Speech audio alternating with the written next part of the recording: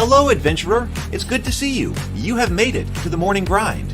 Welcome, welcome. It's the live stream at the beginning of the Geekverse, where we talk about all types of topics in geekdom, gaming, and fantasy, with an emphasis on being constructive and creating the things that we want to exist in the world. It's all on the grind, Sizemore. Can't be too fine, can't be too coarse. That's exactly right. There are a lot of adventures to be had today.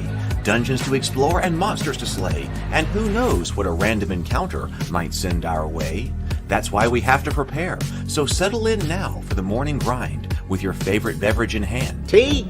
Or maybe something a little stronger. I've got a few bottles of the old Wynyard left. Whatever you want. Pull up a chair. Dude. If you're feeling fancy, how about a cappuccino? Or a frappuccino? Or how about an espresso? Just tea, thank you.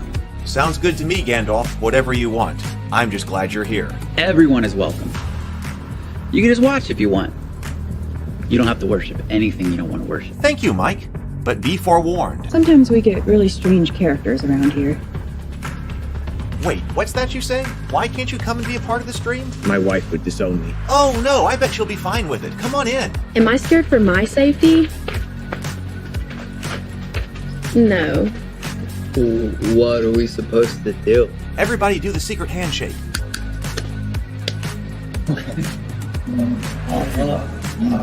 Secret cultist handshake. Oh, now do wizards who love each other. This, my friend, is a science. I still don't have gifts, but it's fine. It's all on the grind, son. Can't be too fine, can't be too coarse. Dude, this would be a sick place to bring the band. Indeed it would be, Dave. It really would. I'm seeing more people coming in. Welcome, glad to have you here. Oh look, here's someone new. Is this the cultist meetup? Yes it is. Come to hang out? Please accept me. I have nothing else. Okay, we accept you. Everyone's welcome here. Brought some snacks. Well, that makes things even better. You want some coffee? I don't drink coffee. You sure? It's cultist coffee. What makes it cultist coffee? I'm a cultist and I'm drinking it. Oh. Then I'll have some. What exactly is going on here? I'm seeing more people coming in. Welcome. It's so great to have you. Oh, and look, here comes another stranger. Can we help you? Yes, fellow cultists. I could really use some food. Oh yeah? Welcome. We have donuts. Oh, it's me. I'm glad I'm here. I'm sure you have a few questions for me, though. What's your name? Who do you work for? What god do you worship? Great questions, Rob. I'm Steve King, and I worship Nyarlathotep. No, not really. I'm just Heath, and I won't be worshiping anything this morning. But I will be your host. Welcome to the office. We're going to have a great time. I've got my coffee ready, because now it's time for the morning grind. If you could become a fish, that would be amazing. Then I could command you with my mental fish powers. Good morning, everyone. Good morning. Welcome to the office. Welcome to the morning grind. It is so good to have you. I hope you are having a great morning. We had a great time, and I got wild hair this morning. Should have sprayed the hair. We had a great time last night. I did a members only live stream. I may have come up with a good format for the members live streams. We had basically a hangout last night. I was painting miniatures. So I thought, hey, I can sit here and paint some miniatures and have a discussion with everybody. I started painting these Stark foot soldiers, and I think they are coming out very well. I like the way these guys are going. I started getting their base color on them. So got another unit of Starks here that are coming up. So I was doing that last night, and we had a discussion, and I invited other members on the stream to just talk about whatever we wanted to talk about. We ended up talking about religion. We ended up talking about we talked about games. We talked about board games. We talked about video games. We talked a little bit about religion and political philosophy. It was just kind of a potpourri of discussions and things like that. And Sable Phoenix and James were actually on the stream with me. So if you want to know what they sound like, they were audio only, but if you want to know what they sound like, you can watch a replay of that. It was just a fun hangout time, and I think we're going to start doing a lot more of those. So that was what was happening last night. And so I really appreciate all the channel members, and I think having a hangout time, get to know each other, maybe plotting world domination, we can do all of that together. All right. So Zero the Blaze here this morning again, and so is James. Zero the Blaze was with us last night as well, and so was Stray. Sable Phoenix is here. Everyone wants me to be a morning person. I could be if mornings began afternoon. Well, I hear you. That's why I actually started the morning grind in order to make sure that I get up, because otherwise I'd become nocturnal. That was part of the reason that I decided, because if I decided, hey, I'll do an evening show, I'll just have an evening show, well, then I wouldn't ever get up and actually get work done before the evening show. So that was actually part of the reason. James says, I dropped some info on the Discord, Rabavania channels. Oh, yeah. Well, here, that's a good reason to go ahead and drop the Ravenkeep Discord server link in the comment section. I was working on Rabavania this morning. Still trying to get some of the world primer stuff right. So it's still got more to go. I realize that the raccoons are not working the way they are. They do need to come down in challenge rating. I need to design a whole like raccoon war band that I would want the players to face, and then assign the CRs to all of the raccoons based on that. That seems obvious now, but they're too high CRs. They're too high. So I've got to revise that. This shouldn't take too much, but they're still not right. So James says, I dropped some info in the Discord server, Rabavania channels. There are some other rodents, California ground squirrel and wood rat, a.k.a. pack rat, that are immune to rattlesnake venom. Interesting. I think it would be cool for a mouse knight to have a great-great-great-grandfather pack rat and thereby have immunity to snake venom. That would be a cool backstory. Because then we also don't have to make that like a species or racial thing for the mice, but could be, especially if you're like doing something like GURPS like character design, where you get to choose special abilities and things like that. That would be the in-universe reason for maybe a mouse to have an immunity to snake venom. That's pretty cool. I'll check that out. I noticed there was stuff in the Morning Grind channel, but I didn't get to read that yet. I just saw it was there when I went to post the link this morning. Good morning, Mike. Mike says, I think my character would be a wandering mongoose monk. Sounds cool. Mongoose monk sounds awesome. I love woodland creatures. Solid having a hard time choosing. Especially the steel ones. Look, it's steel mongoose.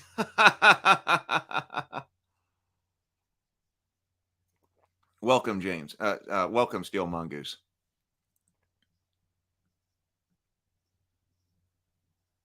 Let's see. So this afternoon, or yesterday afternoon, I did send out the surveys before we had our live stream last night. I sent out the surveys for Goodnight Sword. So you should have it. Now I didn't send out a survey if you're just on the digital tier, because I've got everything I need from you. If you're on the digital tier, but if you are getting a physical book, I sent out the surveys in order to get your shipping address yesterday. So Goodnight Sword, we just ran this Kickstarter. This is the first book in the Tales of Rabavania for the youngest audience. It's obviously a takeoff of Goodnight Moon, a world of gallantry and rabbits based on the classic story Goodnight Moon. So if you have people in your life, young kids, young nephews, younger cousins who you want to be interested in fantasy, well, Goodnight Sword might be the perfect book for them. And you can also check out an animated audio book right here. I'm not doing we're doing straightforward crowdfunding campaigns with low drama crowdfunding campaigns. So I don't have to go to Pledge Manager or anything like that, because I've got all the information with the surveys that I need. But so I'm going to be sending these out, shipping these next week, should be shipping next week. I ordered also the packing material, the books that are coming from me to sign. They're already ordered. They haven't shipped yet. I haven't gotten a shipping notification, but those are already ordered. So they're on their way, because I know where to ship them, because I had to ship them to my house. And that was easy. So they're on their way. I also ordered packing material yesterday, so that when they arrive, I'll be able to sign them, get packing material, and I will be able to turn them around and get them out to you guys. But if you need a late pledge, I had a couple of people ask. Like I said, I'm not doing a pledge manager, but if you are here and you realize, oh my God, I didn't get into it, and I would like to have a physical book, because the Kickstarter is going to be the way to get the physical book. Click on the request a late pledge. That'll take you to a form, and then I will send you an invoice. I sent out one invoice to a person yesterday. I will send out a couple of more today, and then as we go. But if you need them, I'm not going to leave that open forever, but until I ship all of the rewards, which will be next week. So if you need a late pledge, please hit request late pledge, and then I will get you send you an invoice to get the book, and yours will go out with everybody's rewards. Thank you, everybody who was a part of that. So that was going on. Let's see.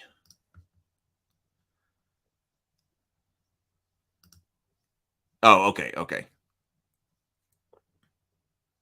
Steel Mongoose says the sequel could be I Love You to the Sword and Back. Oh, breathe and sip. Yep, let's breathe and sip. Excellent. Thank you for the reminder, Mike. Let's go ahead and breathe and sip. Everybody got your favorite beverage this morning. This is the mental health portion of the show. So we're going to take 2 deep breaths. Do it with me, everybody. 2 deep breaths, full inhales, complete exhales, and then take a sip of your favorite beverage this morning. Here we go.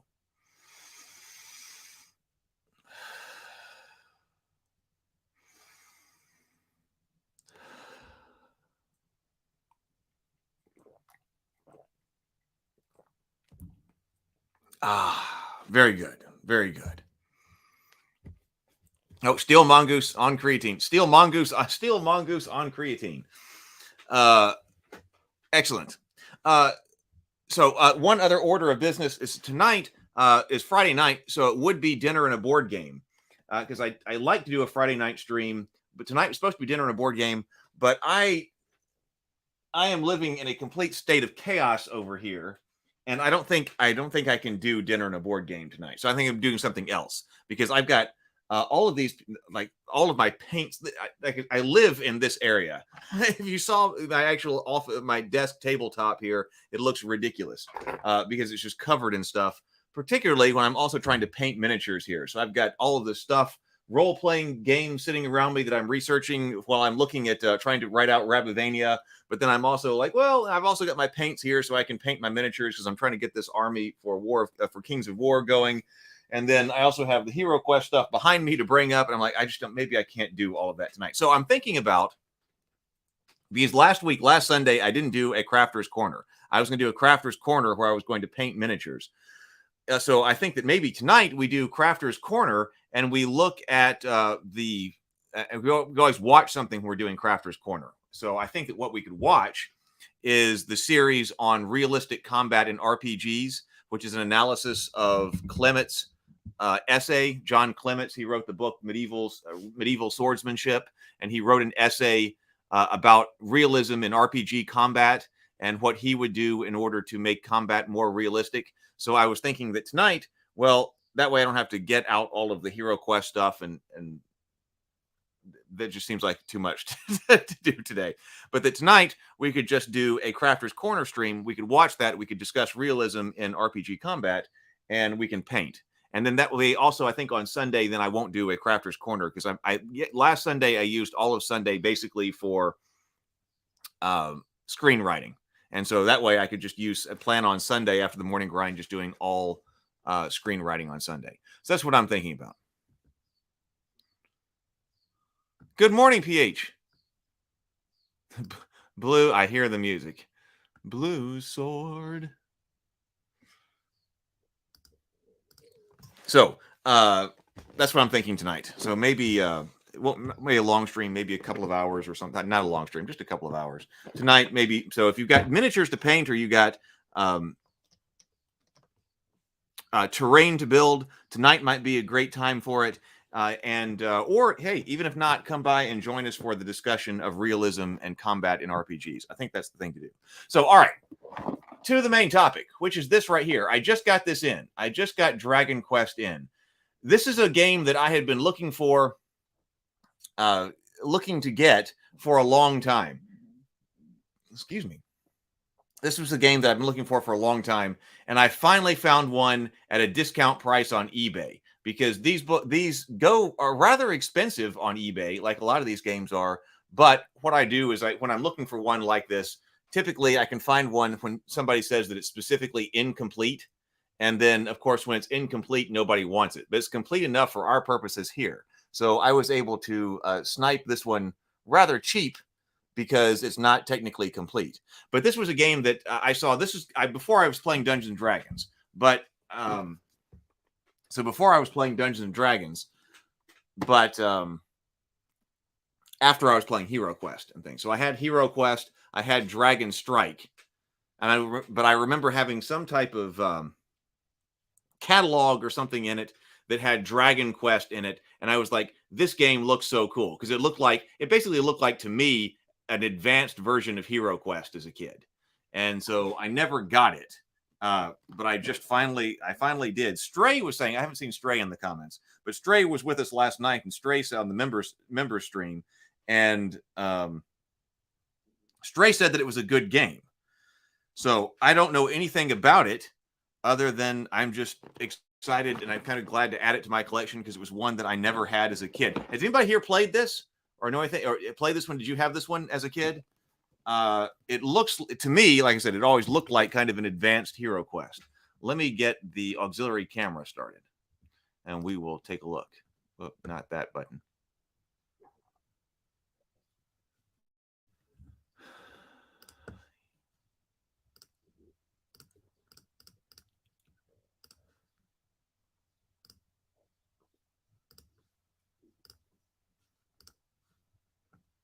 Ah, where's my background? Where's my castle background? There we go. Okay. Yeah, there we go. My Gothic cathedral background. Okay. It's a tall box, so we'll just see. On this messy desk with all the paints and things on it. All right. So let's see. James says, Dragon Quest I'm familiar with is a video game series originally developed by Enix and currently developed by Square Enix. Yeah, and I heard about that game. I remember there being Dragon Quest. Well, was it Dragon Quest or was it Dragon Warrior? I might be thinking about Dragon Warrior. So yeah, as far as I know, this is not related to it because obviously this is a Dungeons and Dragons brand game. It was produced by TSR. It's got the TSR logo on it. So this was a TSR game. And so as far as I know, not connected to that. Dragon Warrior. I didn't have Dragon Warrior for NES, but that's the game I was thinking of. I remember seeing it in the Nintendo Power magazine that we had. Or one of them we had. James says, I'm very interested in this board game, though. Steel Mongoose says, I have Dragon Raid, but never played Dragon Quest. Nope. Oh, Mike says, I have a copy somewhere, but never jumped into it. Well, this is a good question. In your opinion, what is the best Hero Questy style map used by an HQ clone? I know there's a few. That was kind of why I was interested in this game because it has a board that looks like a Hero Quest style game board down here as well. But I was actually thinking about that because for the purposes of board game design, who has actually done that best? And it's of all the clones, like is the Dragon Strike boards are not as good. This one might be good. There's some weirdness about it in that it doesn't look like it has the hallways. There is somebody else who recently came out with Hero Quest type game that I saw at Origins. It wasn't Origins. It was the Gamma convention one year. And I don't remember what the name of the game was, but I was like, oh, I have to get this because it was somebody who had something new out. But then I don't remember the title of the game and I can't go find it. The design of a really good board that can be reused over and over and over again, like the Hero Quest board, but configured differently, is a really important game design component. And I'm not sure who has done it better than the Hero Quest board. Does anybody else have any thoughts on that? Now, some people have used tiles, but that's different. If you're moving to tiles, you're moving to a completely different thing. So here, Advanced Hero Quest is going to have tiles, which I don't like quite as much for this style game. I guess it's okay for the more advanced games. The Warhammer Quest uses the tiles as well, and so does Descent. So that's okay, but I do like just being able to set out the board, and then you just know you're playing on the board. So Zero the Blade says Dragon Warrior is the EN title when it was sent over. Okay, so maybe it's the same thing. Okay, so I never played that one. I did see that I got it on the emulator, though. Yeah, Dragon Strike, yes. That's the one with the video cassette with the poor CGI from the Scorpion Man before the one from The Rock. Yes, it is. And in fact, some of my intros for my intro for Dinner and a Board Game plays some of the Dragon Strike video cassette. I've got Dragon Strike sitting over there. We went through Dragon Strike, and it's such a cult classic. So apparently a lot of people love Dragon Strike. I definitely preferred Hero Quest, but we also played a lot of Dragon Strike, and so it's very much of a favorite. There are a number of HQ players that use that board for home-brewed expansions. The Dragon Quest board, I can believe it. Okay, so let's see what here. This is a taller box, but I did notice that this is a special edition box. They may have all been special edition, I don't know, but special edition free 6 metal miniatures by Raul Partha, a $720 retail value. So Raul Partha metal miniatures in here, and I remember those. It says this is the Introduction to Adventure Games, Real Adventure for Real Heroes. Well, I swear there's a game map that looks a lot like Hero Quest, but it had a few semicircular rooms and kind of castle-shaped. It haunts my dreams now. Well, you might be thinking of the Dragon Strike board. Hang on. Let me see if we can keep your dreams from being haunted. Let's see if we can solve that. Dragon Strike Castle board.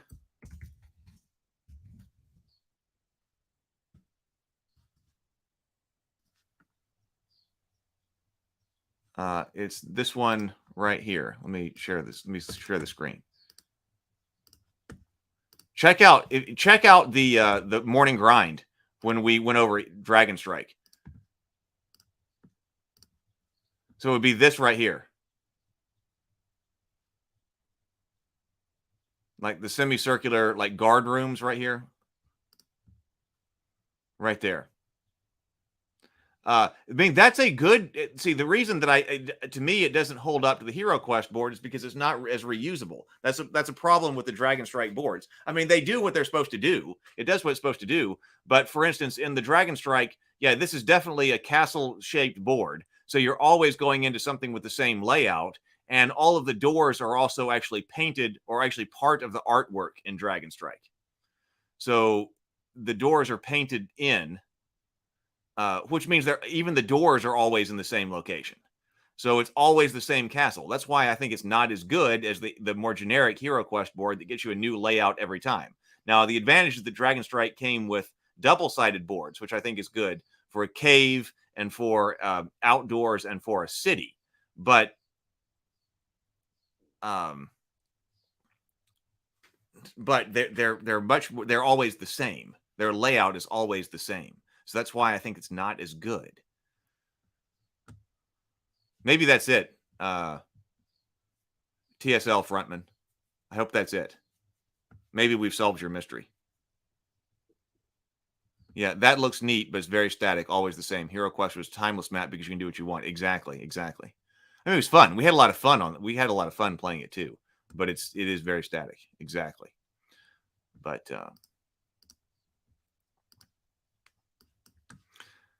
I like this. Fake adventure, real adventure for real heroes. Fake adventure for wannabe heroes. Fake adventures for questionable heroes. So that's what this is. So let's see what else we got. Sides. It's a tall box. Ages 10 and up. The introduction to adventure games with knights, dragons, and magic. So look at these kids on here. Look at how they're dressed for playing Dragon Strike. So 6 free metal heroic figures inside the box. Down here. But see, so this has got a Hero Quest style board to it, which has the more timeless kind of ability to put the different doors and things on it. So I think we're going to like that. But it doesn't have all the hallways that Hero Quest has. So it doesn't look like this one's as effective. So nobody's quite done it like Hero Quest. It says, the world of Dragon Quest game is full of evil dragons, mysterious dungeons, horrible monsters, fatal traps, and valuable treasure. You and up to 5 of your friends can roleplay fierce warriors, magical wizards, even elves and dwarves. Step by step, the danger and suspense increases as your party experiences one adventure after another, especially when you make up new adventures as you go. The Dragon Quest game contains 180 full-color game cards with magic traps, magic monsters, traps, and treasure. And we do like cards around here. 2 game books, a 32-page adventure and a 24-page adventure book, 32-page rule book and 24-page adventure book, a complete set of 7 adventure dice, 6 plastic hero figures, brilliantly illustrated folding game board, and dozens of full-color stand-up counters for heroes, monsters, and doors, plus a free Dragon Quest t-shirt offer. I bet we can't still redeem that.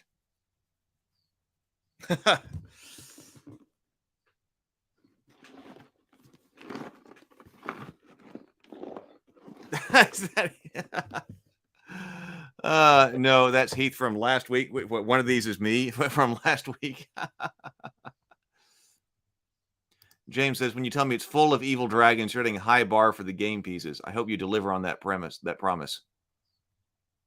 How will they know if it's not an evil satanic panic game if the kids aren't dressed for church? Yeah, that is look like they're kind of dressed, especially her. Like, I don't know what this. Yeah, she's got this really elaborate kind of amulet thing over here. She does kind of look like she's dressed for church. This guy is the cool dude with the like the braided necklace on over here. So when was this game published? This game was published 1992. 1992.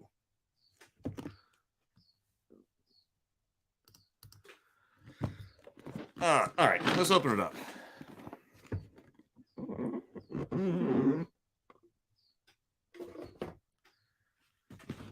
Okay, the board. So this is okay. I'm running out of complete room on this table on my desk because of all the miniatures that I've got painting out here. It was the cool one. I would not have been the cool one. Okay, so we're not gonna be able to see this entire thing. We can see the layout I noticed in something else, but we do have. So this is a big board. Well, like, ooh. So this. Oh my God! I don't want to knock over all my miniatures. Okay, this is a large board. So that part's cool. We do have a very large board, and you could definitely play Hero Quest on this. You could definitely play Hero Quest on it. So it's definitely in that vein. We've got looks like the towers and the walkways between the towers, or that could be interior. Let me go over here so that you can see. Or I guess this could be interior halls between the doors, between the towers. But this one does seem to have the problem that there isn't hallways to get to all the different rooms. We got a small hallway here. Mainly, once you get inside, you're going all rooms. You just got to go room to room to room. So this one's close. I guess this one is the best type of Hero Quest board that I've seen that's reusable, it's generic, just like we were talking about that. But it still doesn't quite measure up to the original Hero Quest. Yeah, the size of the board is awesome. So, if you have the big board and you've got a reusable, and it's reusable, you can have a lot of adventures in it that are unique. It does say on here, turn sequence chart. It says, make a wandering monster check, roll 1d6. 2, allow heroes to explore. 3, place monster stand-up figures on the game board. 4, check for surprise. DM and 1 player roll 1d6. 5, check for monster reactions. 6, check hero reactions. 7, roll for initiative. All players, including the DM, roll 1d20. Combat begins. Allow the heroes to regroup. and then continue the adventure, and that is on both sides. So that is the Dragon Quest game board.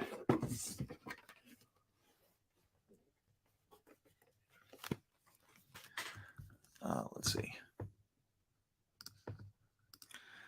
TS Frontman says, cool map, but I feel like it could be twice as useful if it had just a couple of hallways instead of the giant logo at the bottom of the map, perhaps. Yeah, I feel the same way. It could be.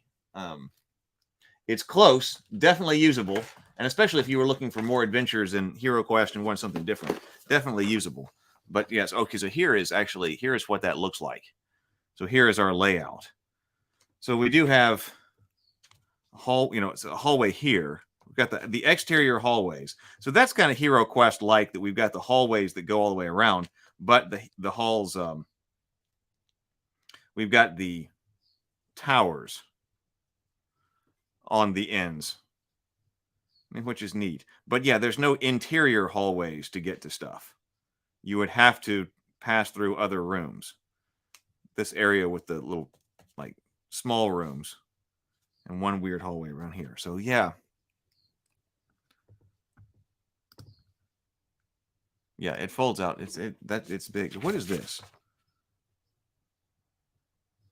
Okay, so this is a design your own adventures. So okay, we'll look at this last. The adventure continues. So you've completed the Dungeons and Monsters, the Dragon Quest game. Congratulations, but now your adventure is just beginning. New dangers await your heroes, new monsters lurk in dark corners, and new magic is waiting to be learned. Oh, actually, this sends you to the Dungeons and Dragons game. On to the Dungeons and Dragons game. Okay, we'll look at that here in a moment.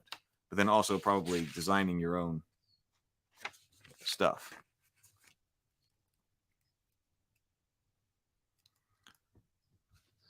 Apparently, Hero Quest was meant to be 3 folds wide, but they had to cut it down on production costs. Really?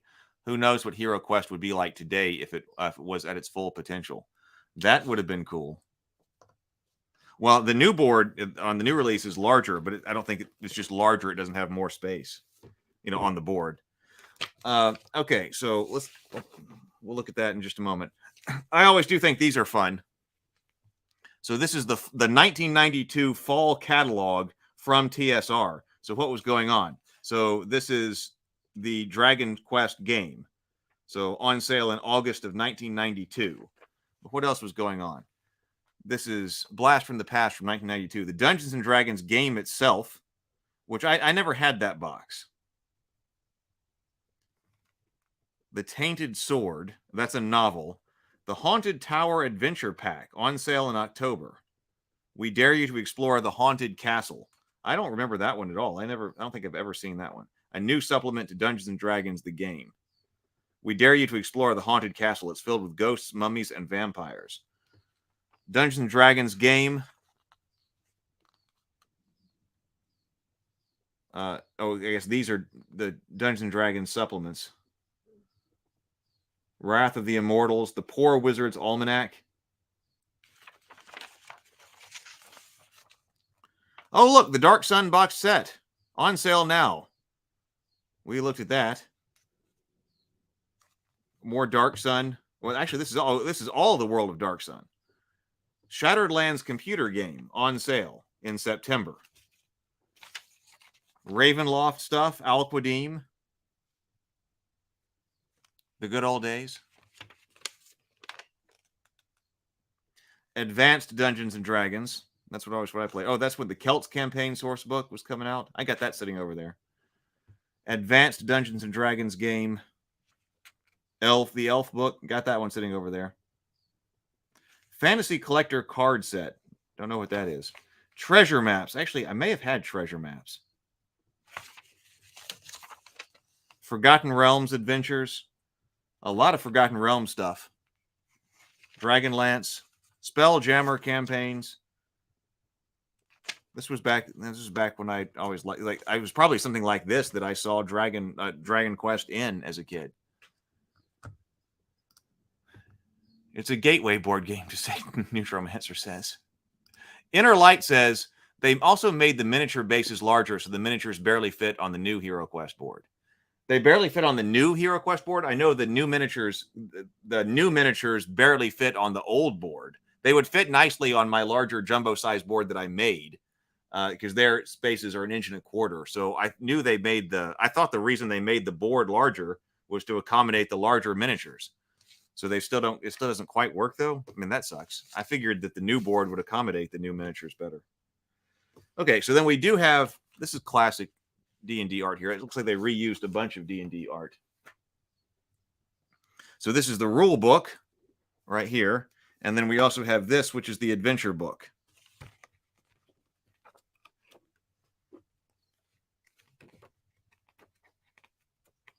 Okay. So we got that. We'll look at those in just a second. So it may end up being kind of pared down. Now, see, we got all this stuff, D&D then. So we got all of this stuff in here, which is not complete. See, this is a weakness of this game, I think. Oh, the original HeroQuest board has 3/4. Oh, the original HeroQuest board is 3/4? Ah. So I really made a jumbo board when I went to 1.25 inches. I thought I went from 1 inch to 1.25 inches. If I went from 3/4 to 1.25 inches, that's definitely a jumbo size.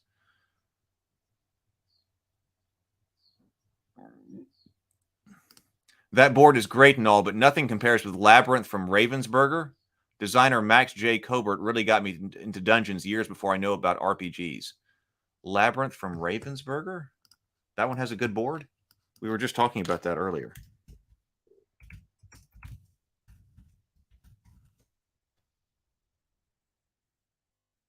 Oh, is this? I think I see what you're talking about here.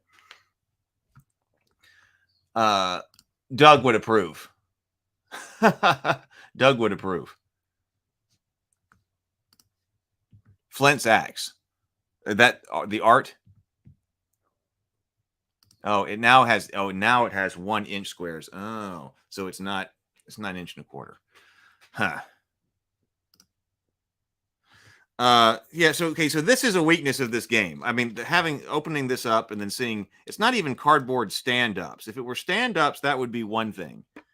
Like, I feel like I would have to get out the miniatures for this. I'd be like, okay, we're gonna have to get out some miniatures. After playing HeroQuest, when HeroQuest comes with all the miniatures, getting this out and having all of these, giant snake. Oh, so okay, on one side it's just black. On the other side, it's got the color skeleton. And then doors. So the doors are the same way. So you do have changing doors. You do change up the doors here. But so we got doors like this. This is a weakness. This is a weakness. And they're all the same size. So blue dragon right here. This is something that kind of makes this a bit lame. Kobold. So if you've got miniatures, I would use them white rather than this. Yeah, that's the not cool part of this. Okay, we do have the dice. So this is all just kind of jumbled in here, but we've got a polyhedral set of dice. So they're in here. The classic. That D4 I remember a lot. This D4 must have come in a bunch of different. I mean, I think these dice did come in a bunch of different ones, but that D4 I remember using a lot because that was the first D4, the version of the D4 that I had that had the numbers at the top. All the other ones you bought had it at the bottom. Now, okay, a friend of mine, I don't think he had this game, so these miniatures must have come in something else too. We'll look at the Raoul Partha miniatures here in just a moment. But it does come with miniatures for the heroes. Because I remember this cleric got used. Okay, come on, focus. This cleric got used a lot. So a robed cleric holding onto a staff about to beat something. We had that one for some reason. I remember having that one, and I also remember having this ranger, because it's this ranger guy. He's got this weird feather thing on the top of his head. They're not super detailed miniatures. They're kind of soft plastic, but he is a dual wielding ranger here. And maybe the light, if I turn down the light, maybe you can see. Well, maybe Looks like I'm just blasting light. So somehow we got these miniatures, like one of my friends did, but it wasn't because of this game. Because if we'd had the game, I'm sure we would have played it. But so we got a dwarf with an axe. Whoop, right here. Dwarf axe, the cleric with his staff. The dwarf with an axe. I like the dwarf with an axe. I like the cleric over here. The ranger is weird. We got like a knight with a I think this is actually a cleric because he's got a cross on top of his head with a gigantic mace. And then we've got some kind of knight with a gigantic axe, and then we've got a thief over here. So they're smaller, like they're a lot smaller than these Stark soldiers over here. Yep. A lot smaller than these Stark soldiers. But they probably go well with the Ralpartha stuff. So I'm not sure how we had those. They must have been reused in some other game. James says, "Yeah, cardboard pawns, and not like." And it would be more tolerable if they were cardboard pawns, like in Pathfinder, like the Pathfinder box sets, which had, or the GURPS box set for that matter, the GURPS Dungeon Fantasy that has the nice cardboard pawns. I can tolerate that. In fact, I can more than tolerate that. I think that's fine because that often, it is cost cutting. That also gets it to you in full color without having to paint a bunch of miniatures. I mean, painting is fun, but it's its own thing. So having some nice full color pawns is nice, but having this fold over thing is a bit lame, especially when they're all the same size. The hero minis are solid, especially for 1992. I mean, it's not fair to compare, miniatures from today, like these guys, these Stark soldiers. Obviously, they pale in comparison to the Stark soldiers, but for 1992, that would have been cool. The Hero Quest miniatures still are on top, actually by far, but those are reasonable. But especially since we've got actually in here, we do have the metal versions. So, okay, the metal versions are much better. Hang on. Let's see if we can come up with a way to see these. Hang on. So what is in here that's not complete? How many miniatures? How many does it say we're supposed to have? It says 6 metal. 1, 2, 3, 4, 5. Maybe that's it. Yeah, if I were to play this, definitely would have to replace these. Like on Dinner and a Board Game. That may be one of the things that's incomplete about it. We may be short 1 metal hero miniature. Short 1 metal hero miniature, and that gets you about a $35 discount on eBay. So okay, so it's the same miniatures done in plastic, and so like our bonus over here is done in metal. Well, that's cool. These are better. These bring back some memories over here. The red D6, the orange D20, the yellow D12, the blue D8, yeah, and red D10. Yep, classic. Neutral Master says, I really went minimalist on my maps, meeples only, so my players actually imagine what their PCs look like rather than look at the detail of the mini. I think that's fine. Hey, we talk a lot about here, what's the least you can do? What's the least you can do to have fun? Having a Game Master's box, and I started to assemble something like this, like a Game Master's box, just one of those plastic boxes that's like a tackle box that has different sections and stuff like that, just to put different counters and things like that with meeples and things like that.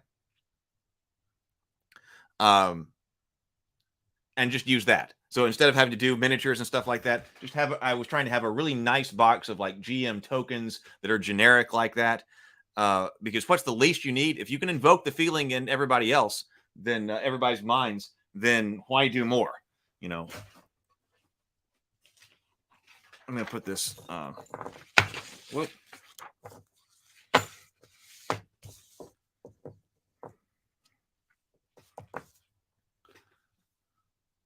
I've seen that model a million times. We're talking about this guy with the feather on his head. Oh, okay. So actually, that's a bit better for them to focus. So now they focus a bit better down here.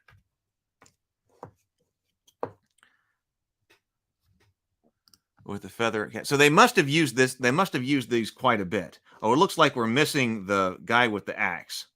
Now, I really like, here's the, man, okay, so the metal miniatures are winning.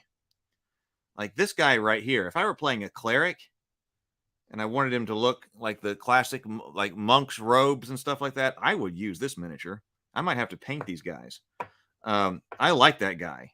So here's, and now I understand what this guy is. See, he has such lack of detail. They must not come from, they can't come from the same mold.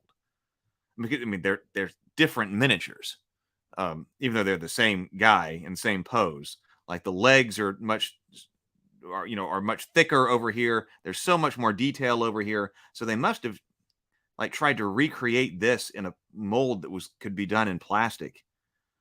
But I do understand this guy a bit more now that I see him in more detail here. He's got like scale armor on.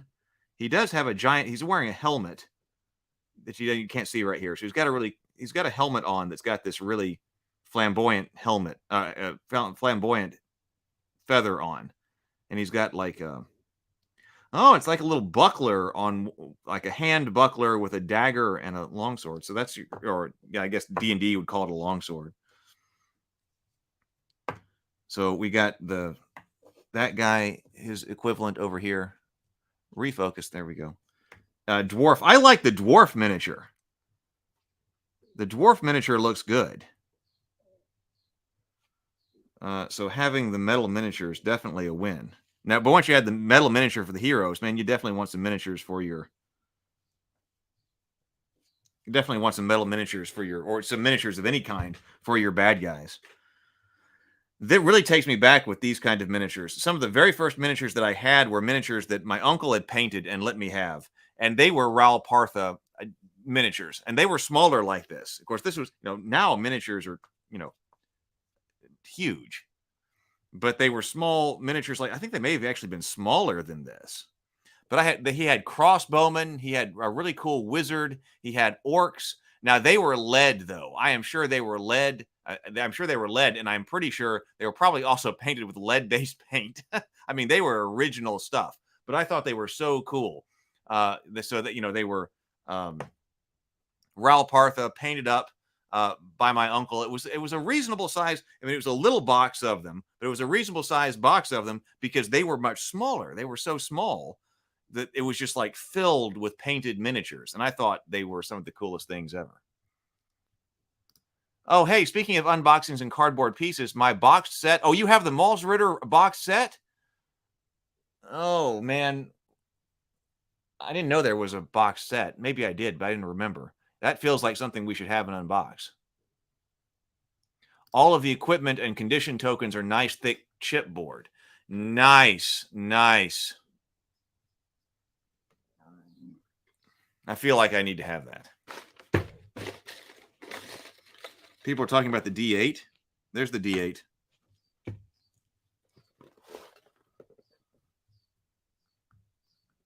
People usually hate how pointy the D8 is. They're used to the newer, flatter ones. Metal miniatures are my jam. Plastic is lighter and great for transport if you're doing Warhammer, but there's something about metal miniatures that just does it for me. A lot of my Warhammer army, a fair bit of my Warhammer army used to be metal. Used to be the pewter miniatures. I haven't bought any kind of metal miniature, well, aside from these right here, in a long time. Plastic seems to be winning. Neutral Master says, I brought some dry erase index cards to build up my mats with zones. I think that's a great way to do it.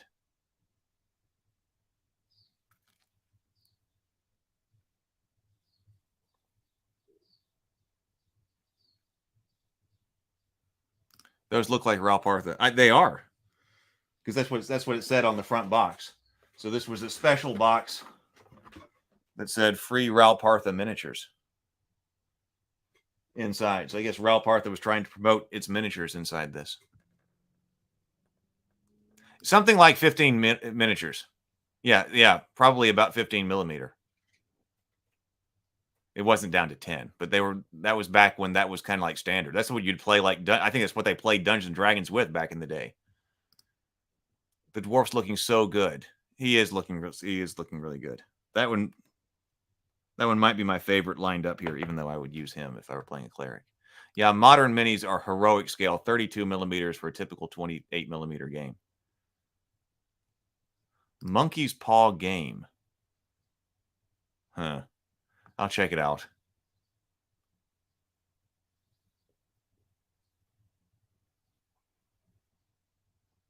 Once my group complained about their miniatures. I took the miniatures and gave them a golden chalk, a black round piece of rubber, a yellow piece of Lego, and a wooden small cylinder. They had a blast and didn't want to go back under for the rest of the campaign. Okay. I wish I probably... Well, I'll just put them back in the box. I got some Ziploc bags. I can probably organize this better, but we'll do that later. So we also have this. So they said it came with cards. So it says we've got a bunch of cards.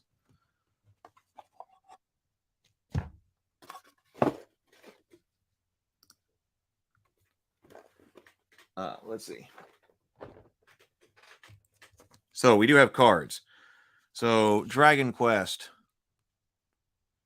Nolan. First level good cleric. Oh, yeah, we got the Dungeons and Dragons statistics here. Armor class, hit points 8. Armor class, it says armor class 2, and then in parentheses 1. Hit points 8, fighting 19, move 4 spaces. Advantages, can cast cleric spells, equipment, plate, mail, armor, warhammer, shield, dagger. Background, Nolan is a wandering holy man dedicated to the cause of justice and goodness. He learned his craft from a group of knights that rode under the name of the White Rangers. One day, the Rangers were ambushed by a red dragon. Since that time, Nolan has vowed to hunt down and destroy every evil dragon he can find. Oh, Owlbear. So, fighting 15, attacks 2 claws, 1 bite, damage D8, D8, D8. Armor class 5, hit points 25, alignment neutral, move 4 spaces. Owlbears are very strange monsters that were created by an ancient wizard long ago. They look like what their name says, a mixture of owl and bear. Even though they're not evil creatures, owlbears are very bold, and they hunt all day to satisfy their great hunger. If an owlbear hits a hero with both of its claws in one attack, it will pull the hero into a mighty bear hug. Uh-oh, Yeti hug break, Yeti hug break, Yeti hug break. Oh, it's time for a Yeti hug break. Yeti hug break, Yeti hug break. Everybody go hug yo Yeti and show yo Yeti some love. Except for it's an owlbear hug break. Owlbear hug break. That one doesn't sound quite as well. Owlbear hug break. Owlbear hug break. Causing 2d8 more points of damage. Giant rat. So, like, condition cards, swirling lights. In the center of this room is a cloud of flickering lights. If a hero steps into or touches the lights, they burst into a twinkling shower of sparks. Roll 1d6 to see what happens. 1 is explosion. Everyone in the room suffers from d6 points of damage. 2, electrical shock. Heroes in the light suffers from 1d6 points of damage. 3, nothing happens. 4, nothing happens. 5, hero in the light is cured of all damage. 6, all heroes in the room are cured of damage. So we got yellow cards, I guess red, monster cards, condition cards. Oh, crossbow. So equipment cards, brown. That's quite a crossbow card right there. So crossbow, size medium, damage D6, range 15. Crossbows are a favorite weapon among dwarves. They have a longer range than short bows, but cannot fire as far as the longbow. Unlike other medium weapons, a crossbow requires 2 hands to fire it. Therefore, a shield cannot be used with a crossbow. Bows can be used only in ranged combat. Here's Phoenix. So dwarf character, armor class 5. He can find secret doors with an ability check on intelligence. I think I really would have liked, like, I would have had, if I were able to get this game as a kid, I would definitely have gotten, oh, I like that. Look at that. Skeleton card. Focus. I like that. I like that a lot. If I had gotten this card, this game before I played Dungeons and Dragons, I'm sure I really would have liked it. Crystal ball. Chainmail armor. I always like that illustration. That's used in another game. That must have been Dungeon or something. That might be it. Wasn't there a game called Dungeon? I know, that's what I was talking about, Inner Light. You're showing off more thigh than actual crossbow in that one. It's funny. Yeah, I know. It looks like it looks like it's a low AC game. It looks like it has Thaco if the AC is reduced for better armor. I think it does. Hey, Stray. Good morning, Stray. There, Stray. Let's see. No, okay. So what I was saying is that I remember this illustration being on the front of a board game. It may have been a game called Dungeon. And that game might be the reason. I think that I also really wanted that one. I saw that game Dungeon. I was like, that looks really cool. That might have been the game that my friend had. And that might have used those miniatures. That could have been how we got those miniatures, because it might have reused these hero miniatures. I guess that that was how they were cutting costs, by making those molds and then using them over again. So that's possible. But I think that I was like, oh yeah, I really want to play that game. And I do remember playing that game, but then being unimpressed. Did anybody play Dungeon? Minotaur. Ghoul. Strange writing. The walls of this room are covered with the strange letters of an ancient language. If one of the heroes tries to read the writing, a magical spell goes off. See what spell it is. Draw a card from the wizard spell deck. If the spell's range is touched, then only the reader is affected. If the range is numbered, then treat the reader as the center of the spell. The effect goes in all directions, and everybody within the spell's range is affected. If the range is room, then everyone in the room, even monsters, is affected. So the the green does seem to be like things in the card. Warhammer. Honus, I guess that's our ranger. Is he no, he's a rogue. First level neutral rogue. Oh, small treasure. We got yellow cards too. Small treasure chest.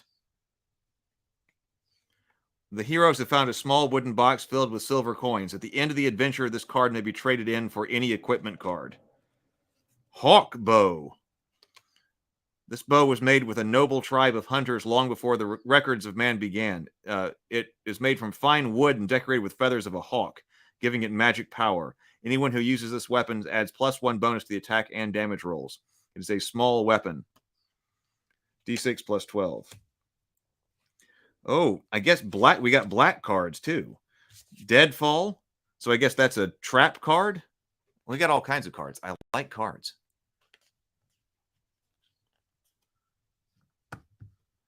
Mike says, yes, Dungeon was a TSR game with lots of cards. I remember it had a lot of cards. And I was like, oh, what's inside? Expecting it to be like Hero Quest, and it was a bunch of cards. And the board was kind of bland from Dungeon, if I remember correctly. And ordinarily, I like cards, but I think they were kind of lame cards. They might have even been like perforated things that you tore out, something like that. I was not... I remember not being impressed with it. I don't remember much of it other than being underwhelmed once I finally got it.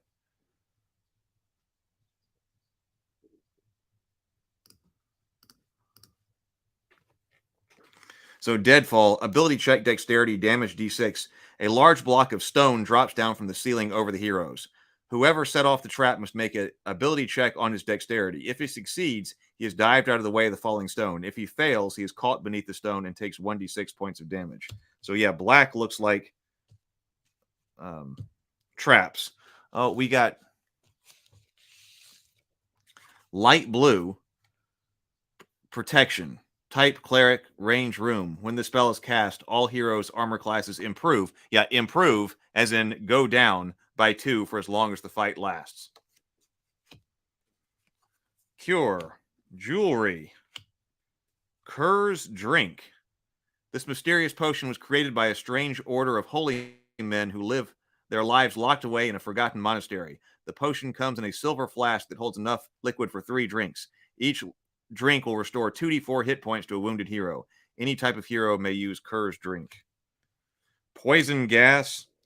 Resist fire or cold. Detect magic. Ogre. Giant fire beetle. Pile of debris. Short bow. Mikkel. He is our fighter here. So that is our fighter. Red dragon, giant spider, Strange statue, darts, Glorin. No, it's good elf. First level, good elf.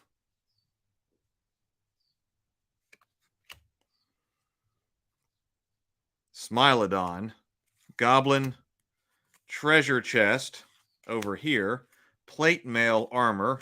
Oh, nope, plate mail armor up here. Andreas Vanderslyke,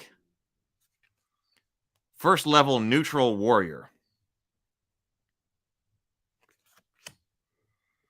Sling, ogre gauntlets, dragon scale, dart, magic missile, charm, large treasure chest, crossbow of Klee, blinding flash, remove traps, cure, large gems, dragon's blood, stream of acid, resist lightning, fear, orc, your basic orc, giant lizard, large gong, longbow, Orin. Well, that says it's the wizard. So maybe it was intending for that robed guy to be, he's holding a staff, so maybe that's the robed guy. So intending for that to be a wizard, maybe?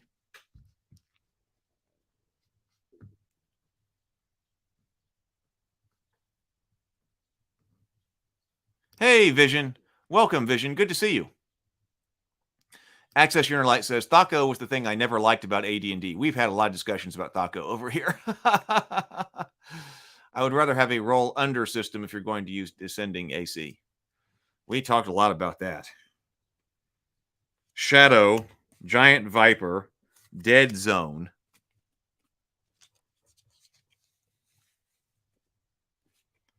Leather Armor, Dolphin Penrose. Also a classic thief look here. I think I've seen that art before. First level neutral halfling. So that's quite a number so far of different heroes to choose from. So more than just the 6 that it came with. That right there alone is 1, 2, 3, 4, 5, 6, 7, 8, 9. That's 9 different heroes. It might be that there's more heroes like in those stand-up cards than we just had those 6. Troll, Gold Dragon, Armor Golem, Shield, Hand Axe, Bag of Gold, Eagle Bow, Explosion, Magic Missile, Command, Golden Statue, Flanagan's Sling, Pit, Resist Fire or Cold, Cure Lycanthropy, Small Diamond, Hummingbird Nectar, very much like honey, but it's no thicker than water. Anyone who drinks this amber liquid will be able to move twice as fast as usual for the next encounter. So it's like speed. A potion of speed. Alarm, Resist, Acid, Fireball, Were-Rat, Griffin, Blue Dragon, Satchel. So what does just having a satchel do for you? Oh, a hero with a satchel can carry 2 extra item cards. Broad Axe, White, Green Dragon, Black Dragon, Backpack. A backpack allows the hero to carry 4 extra item cards. Battle Axe. I guess make your own right there. Flynn's Ring of Fire. Cyclops, Hobgoblin, Vial of Blessed Water, Sword, your basic sword, Wood Golem, Lizard Man, Fire Giant, Grappling Hook, Club, Werebear, Storm Hammer, Shocking Grasp, Hold, Werewolf, Harpy. It's a very interesting looking harpy. Bugbear, riding a horse. Pouch belt. Dagger, Wraith, Ice Golem, Death Hound, Coil of Rope, Two-Handed Sword, Zombie, Stone Giant, Frost Giant, Hammer and Spikes, Pole Arm, Shield Ring, Greek Fires, that's a trap down here. Resist Potion, Fireball, Caduceus, Dragon Fang, Sleep, Hold, Dwarven Helmet, Elven Chainmail, Wall of Fog, Lightning Bolt, White Dragon, Hill Giant, Chimera, Vial of Blessed Water, Short Sword, Wyvern, Kobold, Dire Wolf, Greek Fire Vial, Mace, Antidote, Giant Scorpion, Gargoyle, Fountain, Spear, the Saurian Ring, the Elven Sword, Revive, Haste, Lightning Rod, Motopa, Sleep, Invisibility, Skane's Satchel, Dwarven Plate Armor, Spring Blade, Lightning Bolt, Mummy, I like that Mummy, Giant Bat, Ancient Shrine, Elven Cloak, Kawa, a suit of leather armor fashioned from the hide of an owlbear, Turn Undead, and Invisibility. Okay, so those are all of our cards. Mike says, Dungeon had 2 cards per room, monster and a treasure card, broken into 5 levels. Could also fight other players or join forces to fight a monster.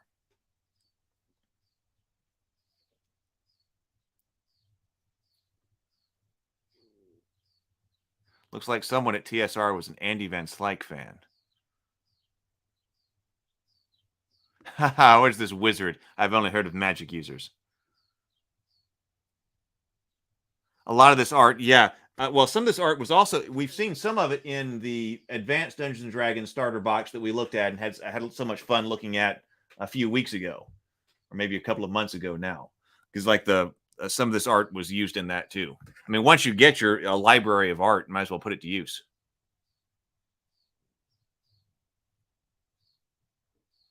Speed and acid. These kids are going to end up druggies if they play this game. Satan worshiping druggies.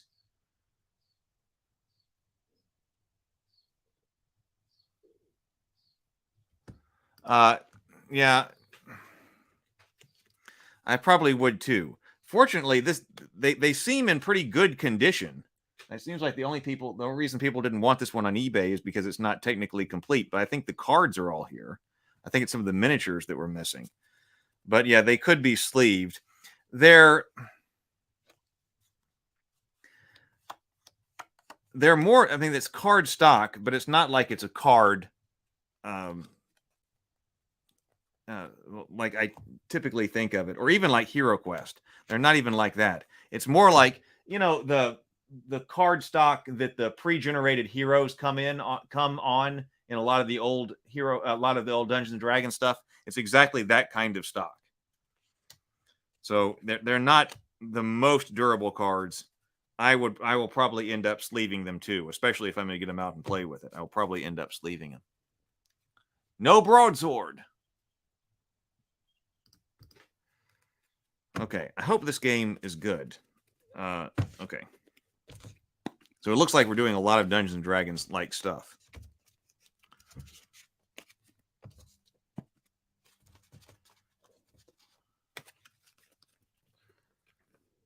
Where's my box? Where's the box?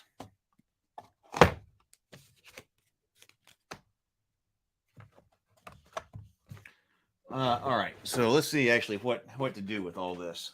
Let's go over here to the rule book. Yeah, it's kind of like poster, but when I do think of poster board, I think of something a little bit thicker than this, but it's a lot like poster board. Yeah, it looks like one of the metal miniatures was missing. It looked like the fighter metal miniature was not there. So completely playable. So I was like, well, I mean, that does kind of suck, except for like that was the difference between like I got this on eBay for $35, but normally they go for like 65 to 85 or something like that. And so I was like, well, it's fine. I've wanted to see what this was for a long time. This one is also art that was used in the Advanced Dungeons and Dragons box set. Could be. May have just been kept. But I was like, all right, it's not like I don't have plenty of miniatures.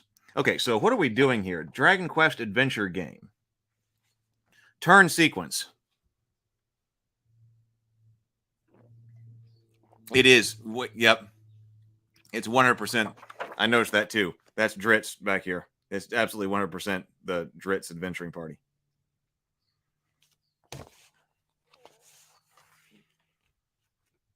And, you know, it could be, we had the discussion, is it Dritz that makes everybody want to do two-handed or makes Rangers two-handed? We had that discussion, and I thought that, like, even in AD&D, Rangers used two-handed or used dual-wielding weapons. We couldn't find it, so it may be them. That cover art was also the Dwarf PC art for First Quest. We may end up having to get First Quest in here eventually. So turn sequence. Make a wandering monster check. Roll a d6. On a roll of 1 to 5, no monster appears. Go on to step 2. On the roll of a 6, however, choose a monster from the list of possibly wandering monsters at the beginning of the adventure. Go directly to step 3. Okay, step 2 is allow heroes to explore. Make ability checks when hero actions call for them. If no monster is encountered, the turn is over. Go back to step 1. If a monster is encountered, stop all actions and go immediately to step 3. Step 3 is place monster stand-up figure on the game board. Show the picture of the monster card to the players, but keep the information side to yourself. Go to step 4.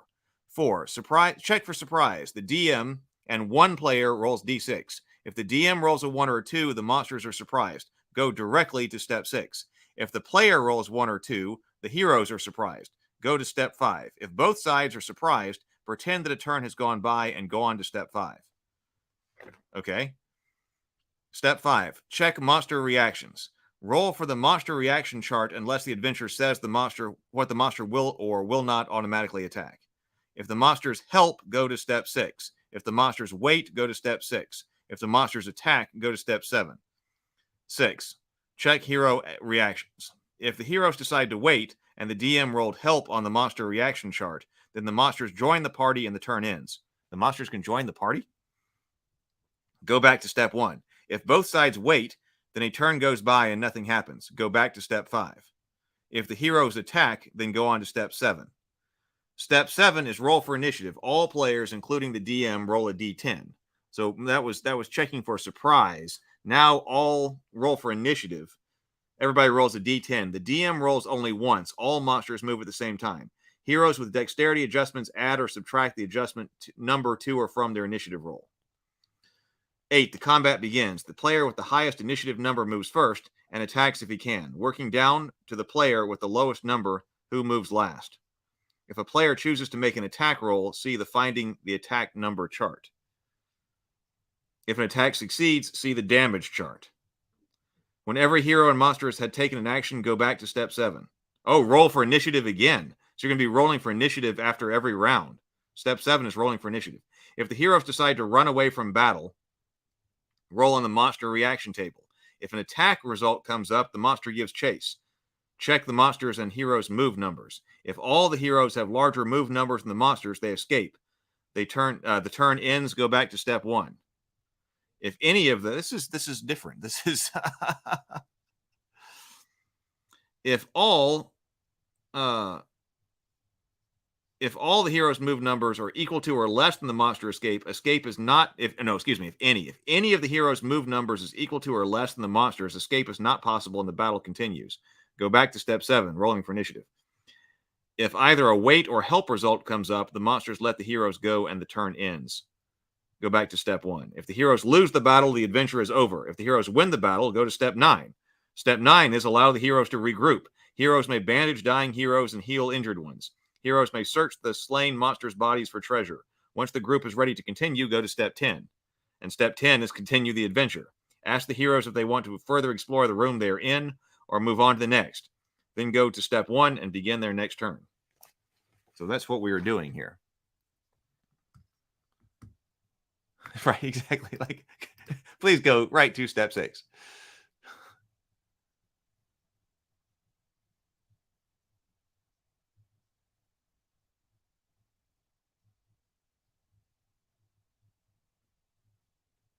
He is. Yeah, see, I thought that perhaps like that feature of a ranger had predated Dritz, but we looked that up, and that appears to not be true. So it was Dritz. Pathfinder battle cards and spell cards are like that. Solid but little thin. Nothing lamination couldn't fix. But if you're collecting, I wouldn't laminate. I would sleeve. Yeah,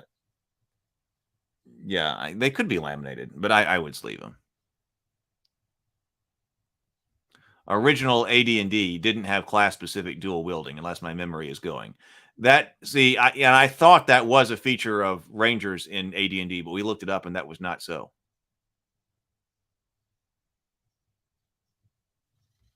I saw a video or something. Neutromancer says Dritz is like 99% fighter with a late dip into Ranger. Was never meant to be an archetype for Ranger, but yeah, everyone wants Rangers to be dual wielders since. It is classless. It's just so Yes, it's so classless. Just dual wielders having no class.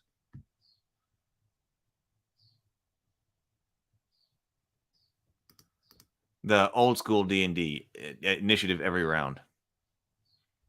All right, so let's see. Let's go on. No, this can be a long one. Sometimes these unboxings are. Okay, so how does the game work? So what are we're going to know a lot of this. The rule book, the adventure book, the game board, the stand-ups. There are 9 hero figures in there. So there was a stand-up for every one of the heroes. The dice. Okay, we know how to read these types of dice.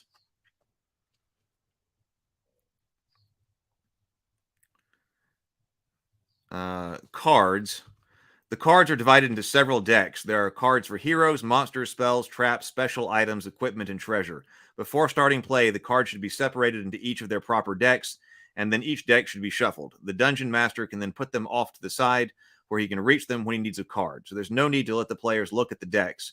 If the time comes when a player gets to pick a card, the dungeon master can hold out the deck and let the player take a card. The pictures on the cards will tell you what the card on the top of the deck is, so players should always draw from the middle or bottom of the deck, not the top. Oh, okay. So so when drawing, so they're decks, but they've got. That's odd. Okay, so you're supposed to draw randomly, so it's like fan them out or something like that. Don't grab the top one if the player is drawing. The heroes are the good guys. There are 9 cards in the hero deck. Each of these is a character that one of the players in the game. One of the first things that a player does is select a hero card. The hero is an imaginary person the player pretends to be during the game. Look at the back of the cards, and that will tell you what the numbers mean.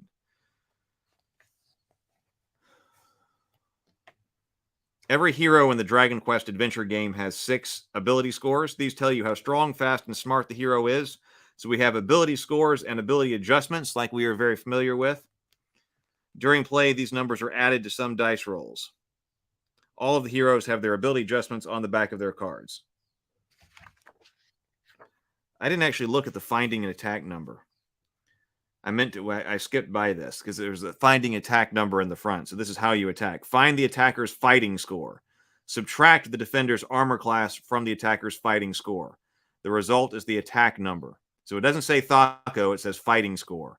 Make the attack roll. Roll a d20. Add or subtract any ability adjustments. In close combat, strength adjustments are added or subtracted from the attack roll. In ranged combat, dexterity adjustments are added to or subtracted from the attack roll. Add any adjustments for magical weapons to the attack roll. In the final total, the attack roll is less than the attack number. The attack misses. If the final total of the attack roll is equal to or greater than the attack number, then the attack succeeds. Proceed to the damage chart. So they didn't pull out the term Thaco. They just take fighting and subtract. Damage chart. Check the damage line of the monster card if the attacker was a monster. Check the weapons chart of the appropriate weapon damage. If the attacker was a hero, roll the appropriate damage dice. In close combat, adjust for strength. In ranged combat, adjust for dexterity.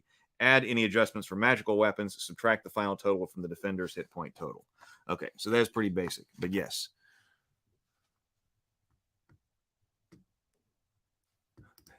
PH says, this game assumes the group will not leave the last one behind. Like the slow one, right? It assumes that we will not be doing that. Yeah, that's true. Or if they're sleeved in solid backs, you could just draw the top one. Yeah. Like solid cards, because they've got the colors on them. So if you had colored solid backs, you could do that. That would make sense. But then you would lose your you would lose your opportunity to see the lots of thigh on the crossbow card.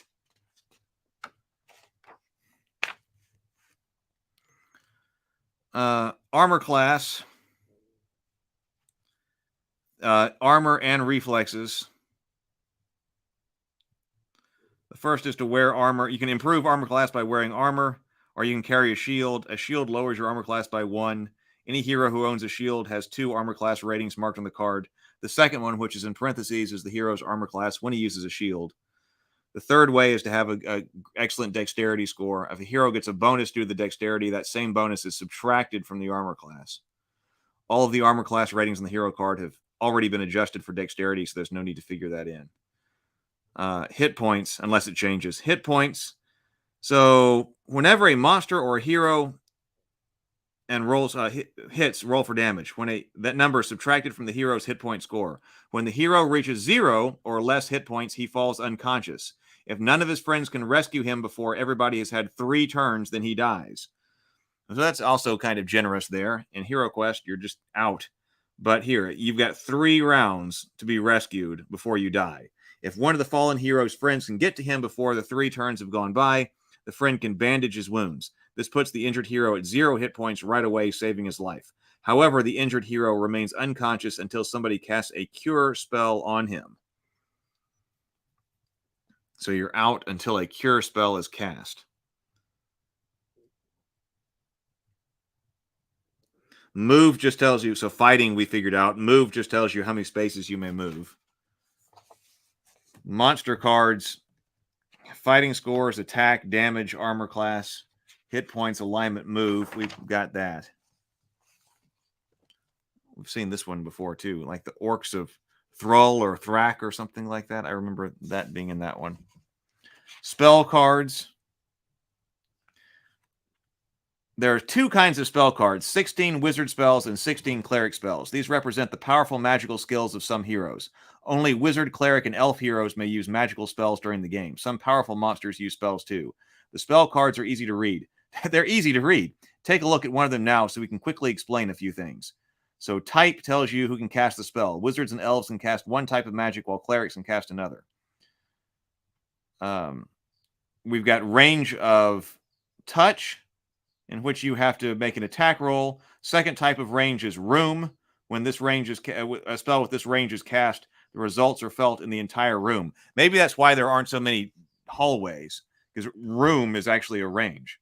The third type of spell is numbered. When a spell has a numbered range, the spellcaster can throw the spell at any space up to the listed number of squares away. Trap cards.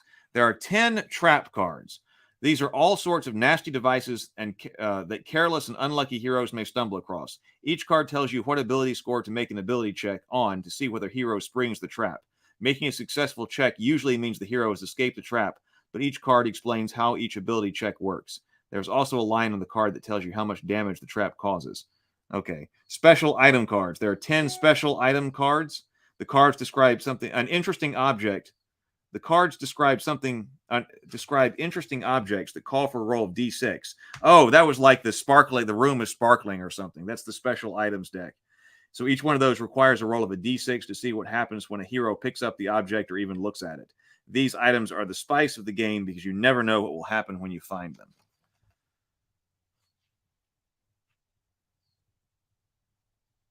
The Dungeon Master's screen.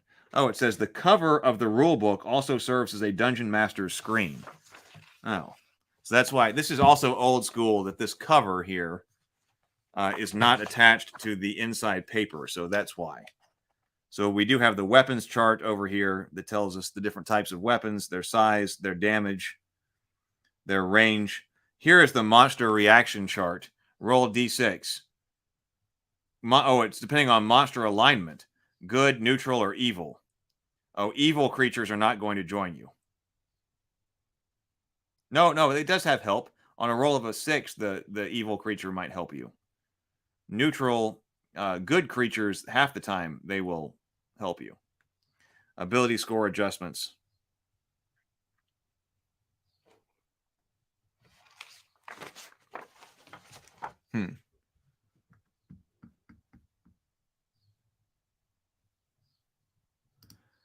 Innerlight says, in my current Hero Quest run, I start with 3 heroes. It costs 250 gold to hire a new hero. And remember to sell the equipment of any defeated heroes. 1/2 cost. Assuming that you can rescue the equipment. Yes. I'm all over that art on the facing page. And by all over, I mean there's a reasonable approximation of how I look. Oh, no.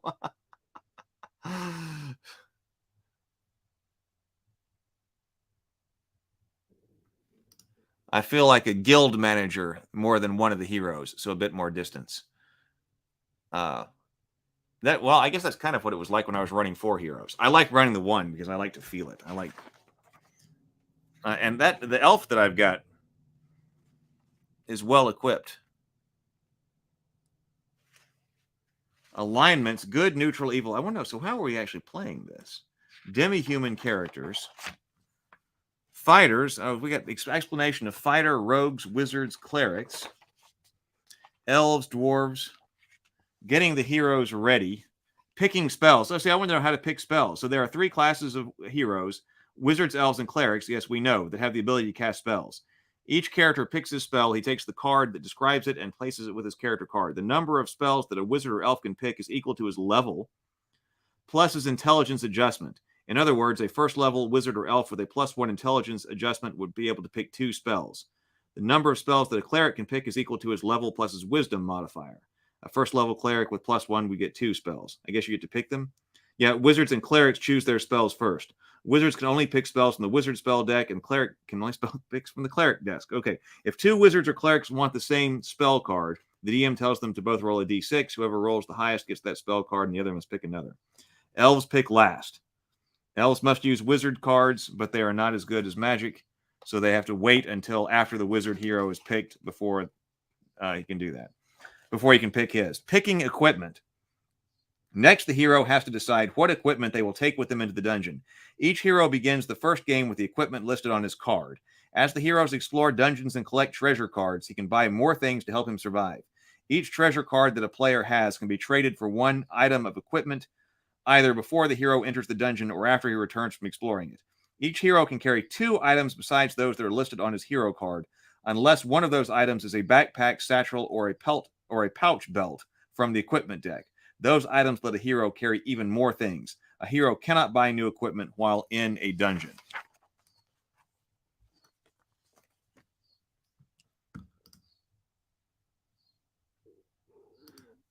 It might have been. I remember something like the Orcs of Thay or something like that. There is. The art in this is pretty serious. Like I said, I guess that's the accumulation of the, a bunch of different art through the years gets used, because why not? Okay, so somebody has to be the dungeon master. We figured that. Playing a hero, laying out the board, setting the stage. Once the board is in place, the dungeon master turns to the player introduction section of the adventure that he's going to run from the adventure book. This tells the players what the heroes are attempting to do in the dungeon. Starting the game. Once the setup work has been done, it's time to read the Dragon Quest adventure game. Read the boxed text on the player introduction and the adventure begins. The adventure book tells the DM where on the board the heroes begin. He points to the room and the players reads to the players and reads the box description under exploring the dungeon in the adventure book. After the DM has told the players what the heroes see, he can place their hero figures anywhere in the room. It doesn't really matter who goes first at this point, but no hero can be placed in the same square as another hero. If 2 players want to put their heroes in the same space, the DM tells them to both roll a d6. I guess they're trying to come up with a way to adjudicate kids who both want to be in the same space and want the same cards and stuff.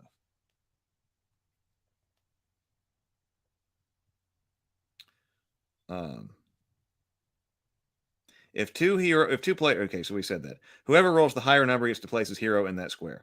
Okay. But heroes are supposed to be working together. There should almost always be a fighter in the group. Okay, it's telling you what wizards and clerics should do. We know all of that. So adventuring.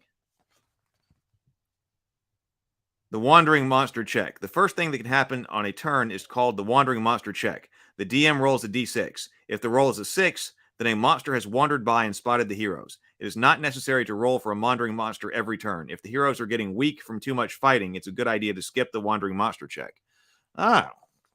So it's also giving a lot, I guess, in Dungeons & Dragons fashion, it's giving a lot more leeway to the game master. Every adventure provides the dungeon master with a list of possible wandering monsters. When the DM rolls a 6 on the wandering monster check, he can shuffle the wandering monster cards and pick one, or he can just use the monster that he likes best.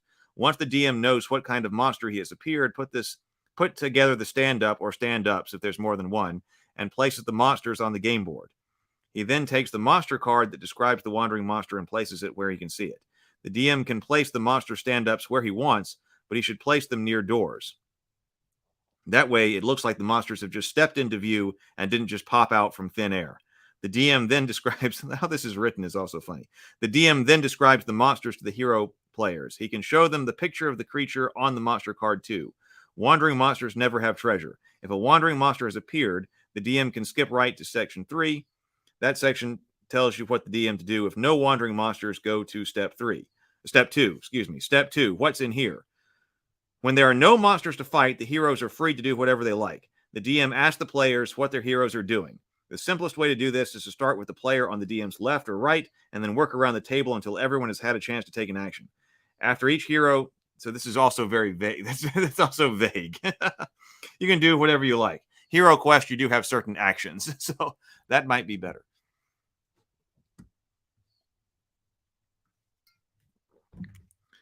There are several hero actions that are fairly common at this point. Let's take a look at them.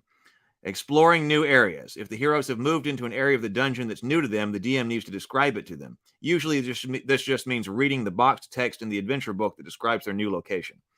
Sometimes the players want more information than the adventure book provides. The DM should answer their questions with his imagination, doing his best to picture the scene with his mind and explain it clearly. So I guess the point of this is also to eventually get you into Dungeons & Dragons, so encourage the heroes to explore, making ability checks so they don't miss anything.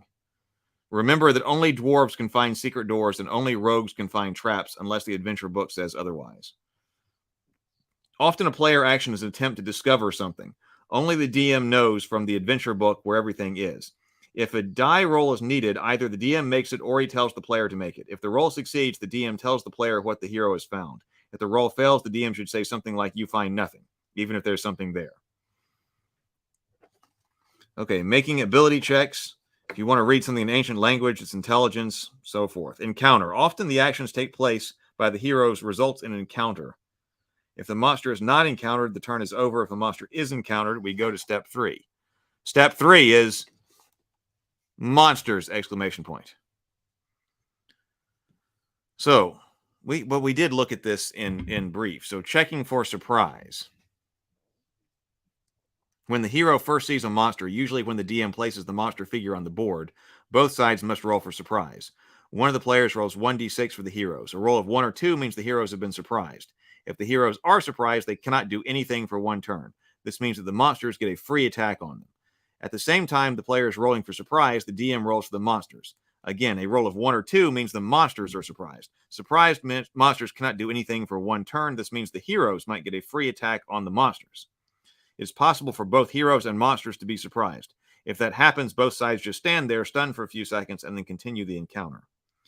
Friend or foe. Usually the DM knows what's going to happen in the given encounter. A group of heroes exploring an ancient tomb might come across a group of zombies. If the monsters have been ordered to guard the tomb against intruders, they will attack the heroes. That doesn't matter what the heroes do or say, they'll be forced to defend themselves. Sometimes, however, the DM might not be sure of what happens in an encounter. In order to figure that out, what the monsters do, roll 1d6 and check the reaction table.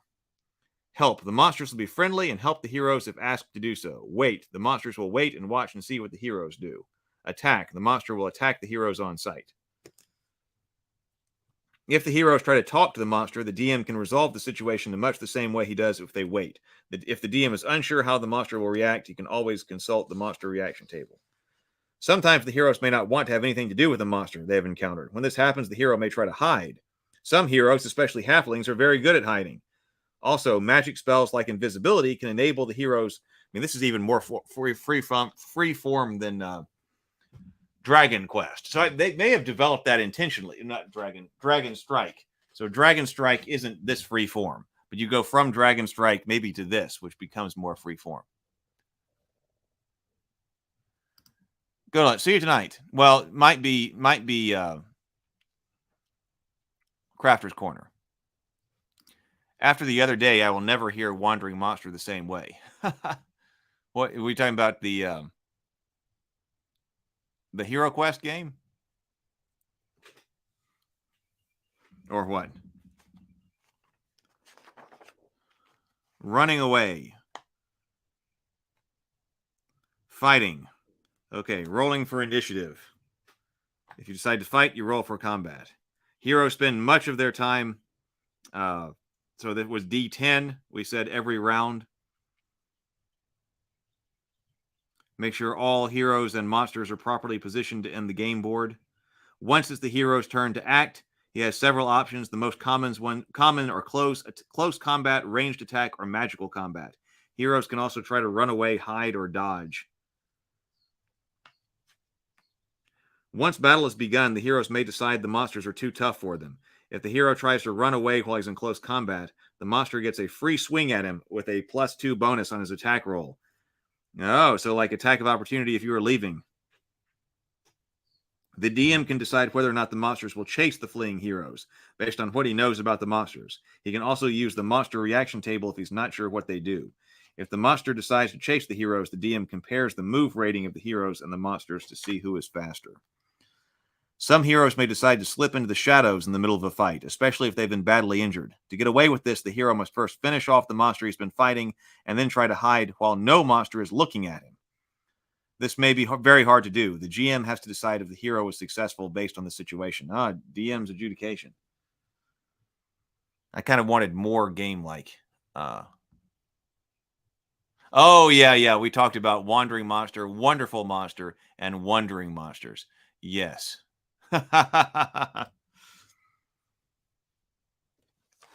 So if you're fighting, attack roll. We said, so it's like Thaco. Attack roll, ability adjustments, hit or miss, causing damage, recording damage.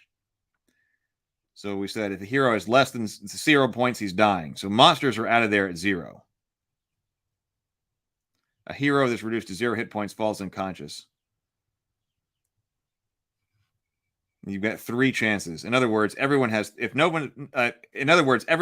chances to finish whatever they are doing and then get to the dying hero's aid. Anyone can put on bandages on the dying hero, which immediately puts him at 0 hit points and keeps him from dying. The unconscious hero will still need a healing potion poured down his throat or a cure spell cast on him before he can wake up and fight again. If there are no cure spells or healing potions left, the heroes may be forced to leave the dungeon and come back after everyone has rested and learned more spells. Also, the DM can cleverly place a healing potion or 2 on the body of a slain monster or someplace where the heroes will find it after the battle is over. I think I was expecting this to be more gamist and less free form. Even if a dying hero's friends are too busy fighting to help him and he dies, he can still be saved with the right magic. A dead hero can still be brought back to life if someone casts a revive spell on him. Back to initiative, and then after the battle. If the heroes lose the battle, the adventure is over, but that hardly ever happens. On the other hand, some heroes will probably be hurt and others may even be dying. Once the monsters are killed, the hero will want to take some time saving dying comrades and healing damage. They may also want to check the bodies of dead monsters to see if they can find something valuable. If the party is badly hurt, the DM can tell them that some of the monsters have the bottle of Kerr's drink from the adventure deck, the treasure deck. That way, the adventure can continue when the heroes have taken a real beating.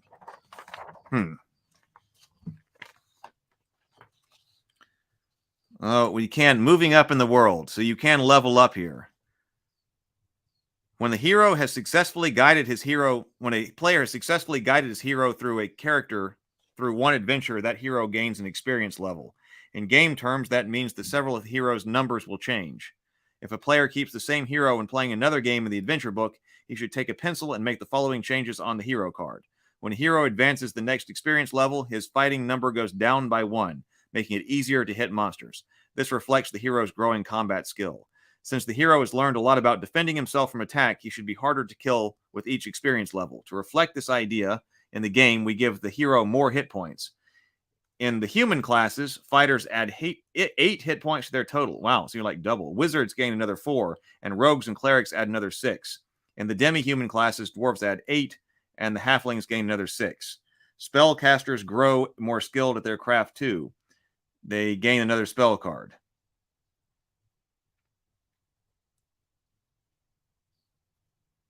So you can mix and match if you want to take try out a different hero. You just have heroes of different classes, different levels. Being a good DM. I mean, in some ways, this is like Dungeons and Dragons in a box.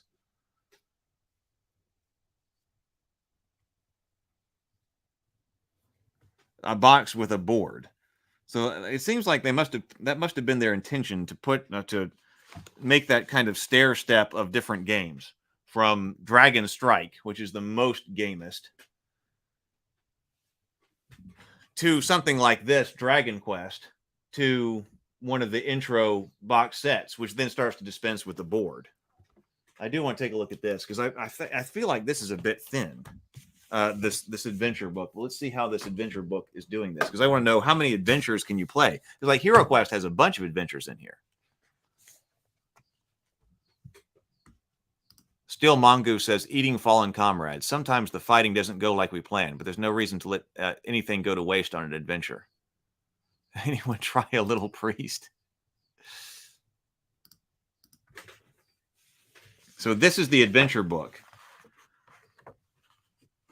So we've got a call to glory. So, okay, so they're not having you go through everything. So I guess like Hero Quest. Okay, so it's not always a castle. Okay. Well, all right. I feel better about that board. So this would be something like the Call to Glory adventure. So when you just look at what is here, that does look more like a D&D dungeon.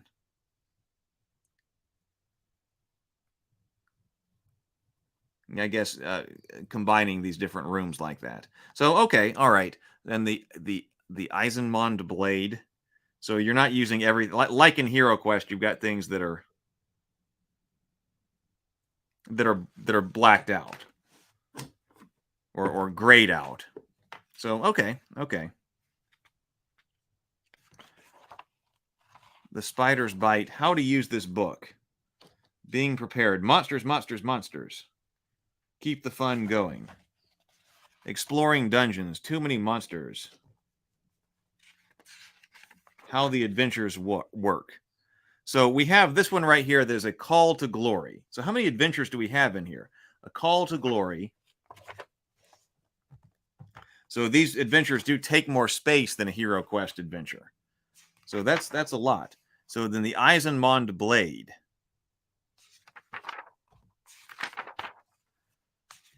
The Jaws of Flame. So that's 3 adventures.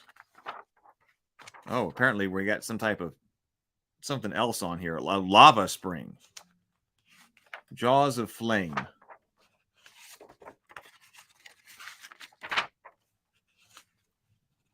The exit, ending the adventure, creating your own dungeons.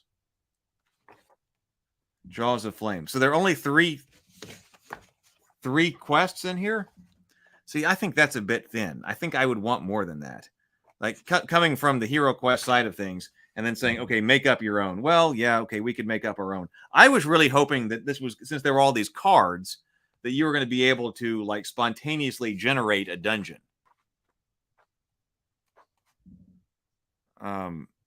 So that to me is another negative of this. I thought that you were going to use those cards to kind of generate a dungeon. So you only have 3 quests to play in this. So Hero Quest has a lot more. But then it kind of leaves the dungeon master to create their own. I would have liked to have seen more quests. I would like to try them out, though.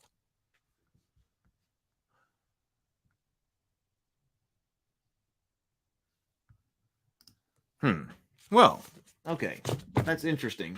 I think I would have really liked this back in before I got into D&D. I think I would have thought this was cool. It probably would have worked on me that as I was stepping through the different kinds of games. I think I would have liked it. I think, well, like I had an uncle who would have done good at quest design. But I feel like we do need some way to actually just play and spontaneously generate dungeons or something like that. And of course, cooperative play, how could you play this cooperatively without a game master? That seems to be very popular today. So this right here, I believe this tells you, so this was the adventure continues. Now it's time to go on to the Dungeons and Dragons game. And tells you some extra stuff about it. So actually, that black box. So I guess that's what it's sending you to next. The black box for the dragon. Might have to get that at some point. Now it's telling you that, okay, we got hit die, we got morale, we got range. Well, but this was a retro game from the past. Interesting. The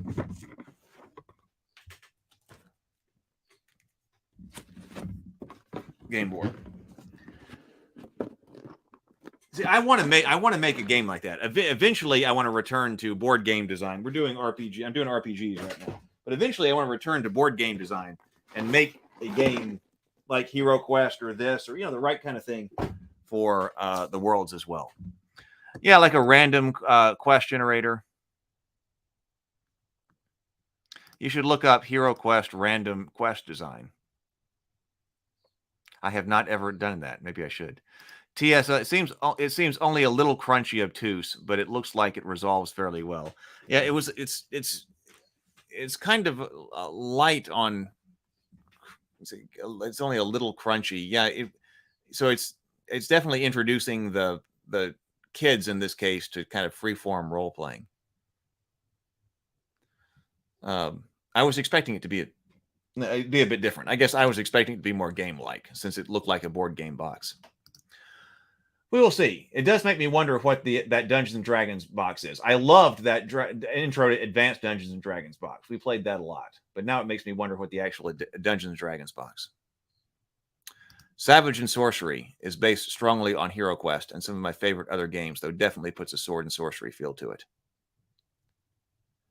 Yeah, this is interesting, but nothing about it would make me go out of the way to procure it. Yeah, that's what I feel like.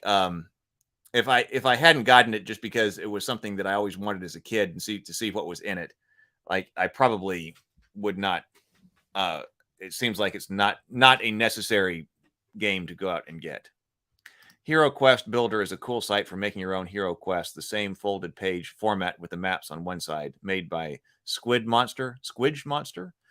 And one of our, I haven't seen him in a while, but one of our community members has also done an online, at least the quest builder like that has the map and the tokens and things like that. So I'll check out Quest Builder. But one of our community members has also done that.